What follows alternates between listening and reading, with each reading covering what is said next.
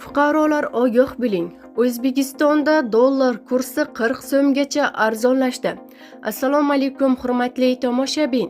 Tezkor yangiliklardan birinchilardan bo'lib xabardor bo'lishni istasangiz, videomiz ostida bir dona like va podpisatsiya tugmachasini bosib qo'yishni unutmang. O'zbekiston Respublikasi Markaziy banki xorijiy valyutalarning o'zbek so'miga nisbatan 6-oktyabrda amalda bo'ladigan qiymatini e'lon qildi. Unga ko'ra yevro kursi 66,63 so'mga tushib, 14156,59 so'm bo'ldi. Rossiya rubli esa 1,93 so'mga kamayib, 146,97 so'mni tashkil etdi.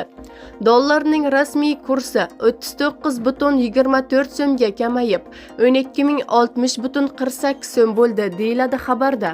Jahonda va O'zbekda bo'layotgan eng so'nggi yangiliklardan birinchilardan bo'lib xabardor bo'lishni istasangiz, videomiz ostida bir dona like va podpisatsiya tugmachasini bosib qo'yishni unutmang.